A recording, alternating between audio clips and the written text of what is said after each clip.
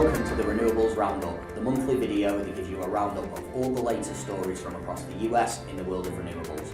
I'm your host, Eddie Munda, Principal Consultant at Coalesce Management Consulting, the renewable energy consultancy who provide engineering, construction and project management services on renewable energy projects globally.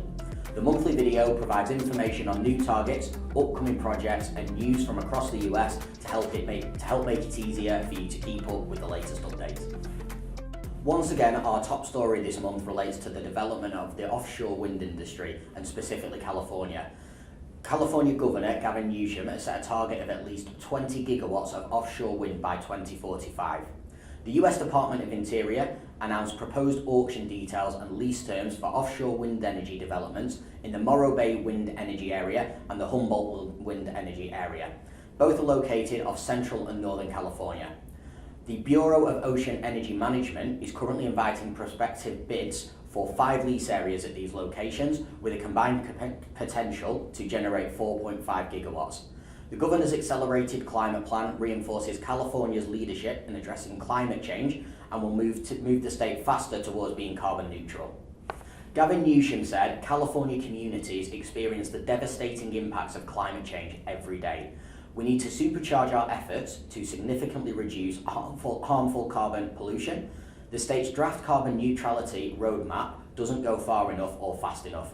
That's why I'm pushing state agencies to adopt more aggressive actions from offshore wind to climate-friendly homes and to make sure that we never build another fossil fuel power plant in California again.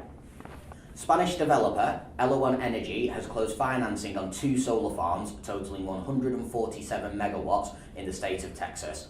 The 2 projects financed are in the construction phase and are expected to come into operation in 2023. The projects are located in Hill County and Bosick County with individual capacities of 60 megawatts and 87 megawatts. Elawan Energy CFO Pedro Garcia Crespo said, "It is great news for the company to complete the relevant milestone connected to our ambitious plans and expansion into the United States." The Biden administration recently announced the Gulf of Mexico's first offshore wind farms will be developed off the coast of Texas and Louisiana. Together, they're projected to produce enough energy to power around 3 million homes. Energy analysts and the state's grid operators have said the wind farms will likely not be up and running for years. However, the announcement from the US Interior Department is another step forward in ramping up offshore wind energy in the US, which has lagged behind that of Europe and China. A new House-passed crew mandate bill has been described as a gut punch for the offshore wind industry. The measure folded into a defence authorisation bill would impose a new nationality requirements for crew members working on offshore energy projects, from oil rigs to wind installations. Crew would have to be citizens or permanent residents of the US or be from the same country under which their vessel is flagged. This could delay the development of renewable projects along the US East Coast, according to executives from companies including Ørsted, Equinor and BP Wind Energy.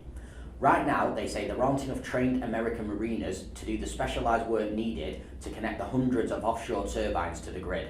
Significant disruptions could undercut President Joe Biden's bid to deploy 30 gigawatts of offshore wind energy by 2030.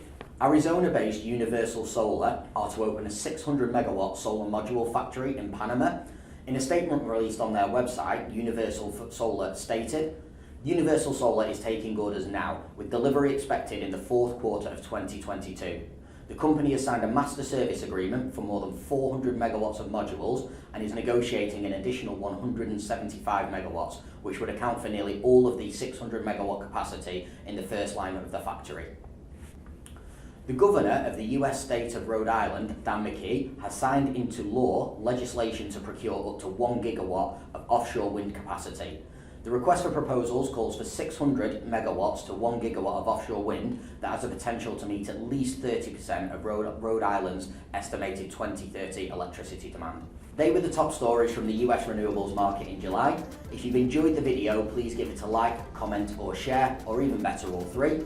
If you have a renewable energy project coming up, CMC provide engineering, construction and project management services to help deliver your project ahead of schedule and under budget.